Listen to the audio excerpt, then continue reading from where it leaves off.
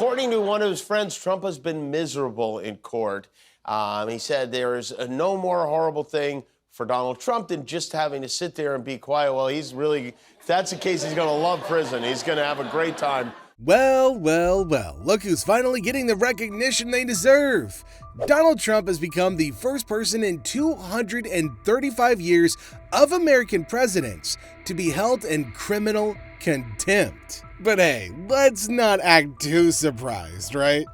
In New York, there was no trial today, no Stormy Daniels trial. They take Wednesdays off to air the place out, which means meant Trump was free to fart on voters in Wisconsin and Michigan today.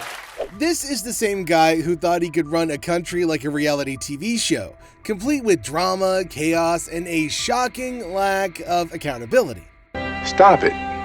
Get some help. If there's one person who can show Trump his true colors, it's Jimmy Kimmel. And speaking of Kimmel, he just absolutely destroyed Trump with his latest remarks. And watch this real closely here, because we call it the MAGA Blaster. And it's great for, live performances, rallies, or just clearing brush, whatever you like. Hello, everyone, and welcome back to another episode of Worst Case Donald. I would say they've tried a number of different devices to keep Trump awake, partially in response, or what appears to be in response to collective press corps observations. So, for example, when there are sidebars, an attorney doesn't leave his side anymore because leaving him alone means leaving him to potentially sleep.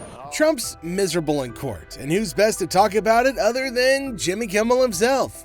You see, Trump's been involved in this whole hush money trial in New York, and when the court decided to take a break, it was like a lifeline for the guy. But don't think for a second that he's enjoying this kind of downtime. Nope, this guy's probably just sitting at home, twiddling his thumbs, and trying to figure out how to spin this whole mess into his favor. Now, we are, week 3 now of the People versus Donald Trump? Yes, week 3.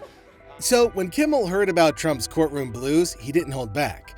Now, he cracked jokes about how miserable Trump has got to be, sitting there in silence, unable to tweet his way out of trouble.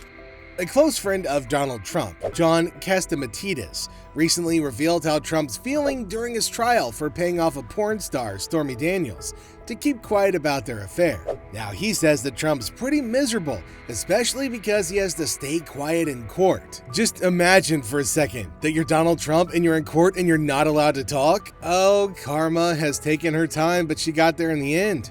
Now, he mentioned that Trump's not happy about the chilly courtroom, and he's even complained about not getting days off. Yeah, not getting days off during a criminal investigation.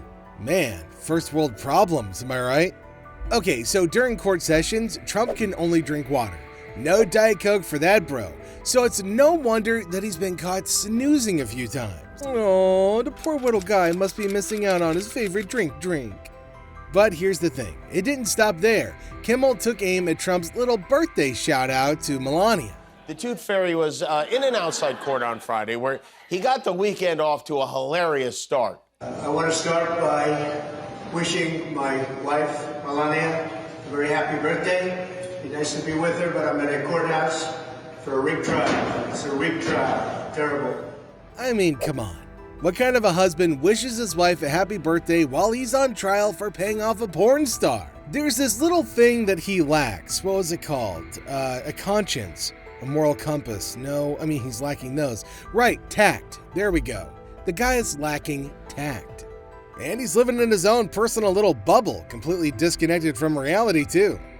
And let's not forget about Trump's failed attempts to rally up some supporters to protest outside the courthouse. Instead of getting a pep rally, he got a chorus of boos. Talk about adding insult to injury.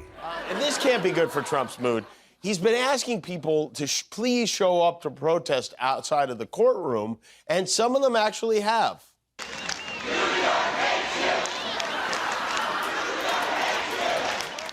Kimmel went on to roast Trump's recent trip to Miami, where he met up with Ron DeSantis, Florida's governor, who's becoming something of a punching bag lately. It really seems like Trump and DeSantis hit it off, spending hours together.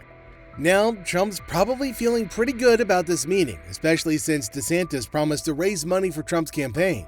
But Kimmel couldn't resist picking fun at the whole situation. Trump was in Miami yesterday for a little get-together with a favorite punching bag named Ron DeSantis. Ronnie and Donnie met for several hours.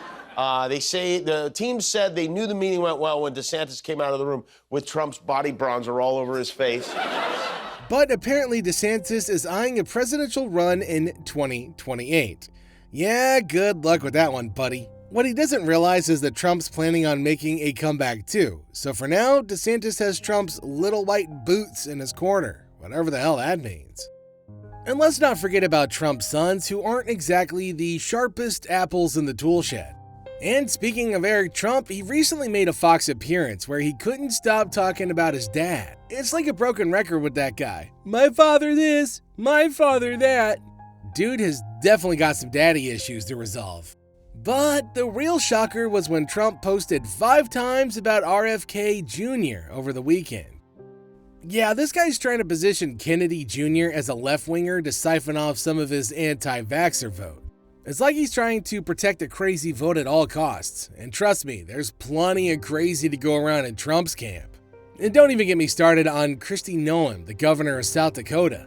Now, this lady shot her own puppy and goat and thought it was a good idea to share that story with the world. And guess what? She's Trump's top choice for VP. Yeah, cause nothing says presidential like shooting your pets or being able to see Russia from your house. So yeah, Trump might be down, but he's definitely not out. And with Kimmel around, you can bet that there's gonna be plenty more roast to come. She would like you to know she also shoots horses. Who would write this? Now, this is a great example of how stupid these people are. This woman, not only does she want to be vice president, she's the governor of South Dakota. I don't know how big her staff is, but I'm guessing she has at least a dozen people working for her, probably more. Not one of those dozen or dozens of people raised their hand and said, Governor, do you think maybe not a great idea to share that story about shooting a whole petting zoo at your house? All jokes aside, former federal prosecutor Andrew Weissmann is pretty serious about Donald Trump possibly facing jail time for not following the gag order in his hush money trial. When asked if Trump should go to jail for violating the order, Weissmann said that maybe Merchan, the judge, could do something less severe than jail, like giving Trump a fine. But Weissmann doesn't think fines will work with Trump, because Trump has already ignored orders from another judge in a different trial and didn't care about the fines he got there. So, Weissmann thinks some sort of punishment, maybe even jail time, might be necessary, especially if Trump's legal team can't explain his actions. And as always, for more insights and analysis from the world of politics, don't forget to like and subscribe to the channel. And make sure you hit that icon button now so you can stay tuned for all the latest updates. Thanks for tuning in. I'll catch you in the next video.